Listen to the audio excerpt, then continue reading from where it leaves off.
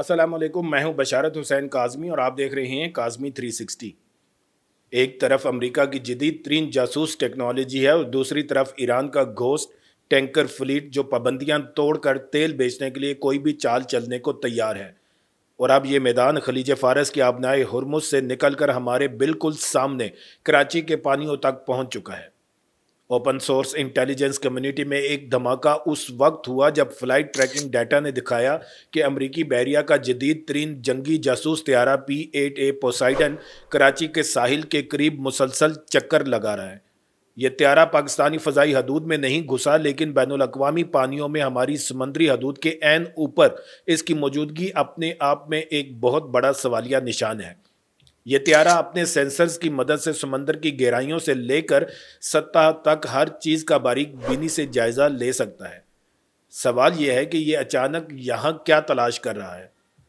इस खबर का पहला सिरा तकरीबन 2026 के अप्रैल से मिलता है, जब वाशिंगटन ने ईरान के खिलाफ एक नई और बेहद जारहाना बहरी नाकाबंदी का ऐलान किया। मकसद साफ था कि ईरानी तेल की बरामदात को मुकम्मल तौर पर मफलूज कर देना, ताकि इसकी मईशत का दम घुट जाए। इस नाकाबंदी के बाद कई रिपोर्ट सामने आई कि दर्जनों ईरानी बहरी जहाज़ों और तेल के टैंकरों को या तो रोक लिया गया, या इनका रुख मोड़ दिया गया, या इन्हें कब्जे में ले लिया गया। लेकिन ये ईरान है जिसने कई दिहाइयों की पाबंदियों के दौरान जिंदा रहने का एक अनोखा फन सीख लिया है। जब सामने का दरवाज़ा बंद हुआ तो इसने दीवार में सुराख करना शुरू कर दिया, और यही वो चीज़ है जिसने खौफ की उस लहर को जन्म दिया जिसे दफाई दुनिया घोस्ट आर्माडा यानी भूतों का बहरी बेड़ा का नाम दे रही है। आप ज़रा इस घोस्ट टैंकर फ्लीट की हकीकत को समझिए। किसी भी जदीद बहरी जहाज़ पर एक सिस्टम लगा होता है जिसे AIS यानी ऑटोमेटिक आइडेंटिफिकेशन सिस्टम कहते हैं। ये एक किस्म का GPS ट्रैकर है जो जहाज़ की लोकेशन, इसकी रफ्तार और मंजिल के बारे में पूरी दुनिया को बताता है। ये समंदरी ट्रैफिक की हिफाजत के लिए ज़रूरी है ताकि जहाज़ आपस में ना टकराएं। लेकिन जब आप चोरी छुपे तेल स्मगल करना चाहते हैं तो यही सिस्टम आपका सबसे बड़ा दुश्मन बन जाता है। तो ईरानी टैंकर क्या करते हैं, वो इस सिस्टम को बंद कर देते हैं। इसे डार्क मोड या गोइंग डार्क कहा जाता है।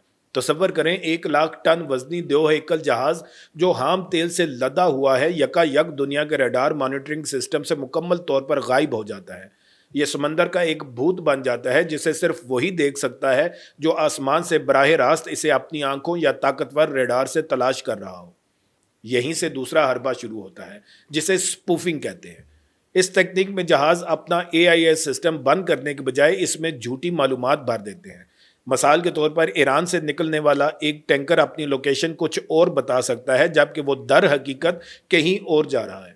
कभी कभार तो ये जहाज अपनी शनाख्त बदलकर किसी तीसरे मुल्क का झूठा झंडा लगा देते हैं और अपने असली मालक को छिपाने के लिए फर्जी कंपनियों का सहारा लेते हैं।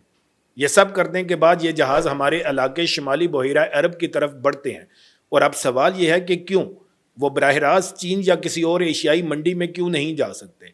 इसकी वजह है जहाज से जहाज में तेल की मुंतकिली, जिसे शिप टू शिप ट्रांसफ़र या मुख्तसरन STS कहते हैं।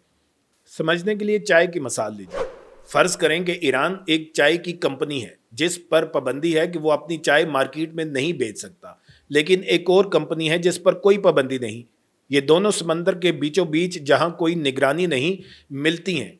ईरानी जहाज़ अपनी चाय इस दूसरे जहाज़ में डाल देता है और वापस चला जाता है। अब ये दूसरा जहाज़ जिस पर कोई पाबंदी नहीं अपने कागजात पर लिखेगा कि इसे चाय किसी और जगह से मिली है और वो इसे आराम से किसी भी मुल्क में बेच सकता है। यही खेल अब तेल के साथ हो रहा है। किराए के छोटे या पुराने टैंकर, जिन्हें हम घोस्ट कह रहे हैं, खलीज ओमान या बहिरा अरब के गहरे पानियों में ईरानी मदरशिप से मिलते हैं। उनसे लाखों बैरल तेल अपने अंदर भरते हैं और फिर अपना असली AIS ऑन करके यूं रवाना होते हैं जैसे कुछ हुआ ही नहीं। कराची के करीब पाकिस्तानी पानियों से मुल्हिका मुकाम, जहां पहले ही कमर्शियल जहाज़ों का बेपनाह रश होता है। सैकड़ों की तादाद में कार्गो शिप, कंटेनर वेसल्स और ऑयल टैंकर्स रोज़ाना यहां से गुजरते हैं। इस कदर गुंजान ट्रैफिक में एक मशकूक जहाज़ को तलाश करना किसी भूसी के ढेर में सुई ढूंढने के बराबर हो जाता है। यही वो पहेली है जिसे हल करने के लिए अमरीकी बहरिया ने अपने मास्टर जासूस P-8A पोसाइडन को कराची के करीब भेजा। ये कोई आम जहाज़ या ड्रोन नहीं, बल्कि एक फ्लाइंग इंटेलिजेंस सेंटर है। ये बोइंग 737 जैसा दिखता है, लेकिन इसके अंदर पूरा एक जंगी कमरा है। इसकी सबसे बड़ी खूबी इसका स्टेमिना है। ये 10 घंटे से ज़्यादा वक्त तक बगैर ईंधन भरे हवा में रह सकता है और हज़ारों मुरब्बा किलोमीटर समंदर को स्कैन कर सकता है।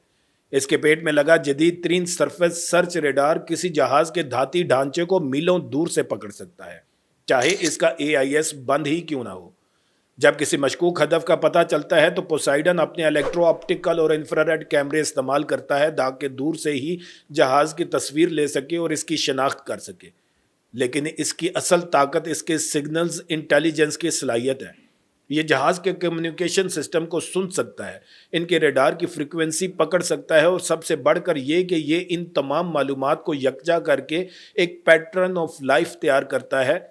इसका मतलब ये कि अगर एक मखसूस इलाके में एक जहाज बार बार एक मखसूस पैटर्न में हरकत कर रहा है, दूसरे जहाज़ों से मुलाकात कर रहा है और फिर गायब हो रहा है, तो P8A इस डिजिटल फिंगरप्रिंट को पकड़ लेता है।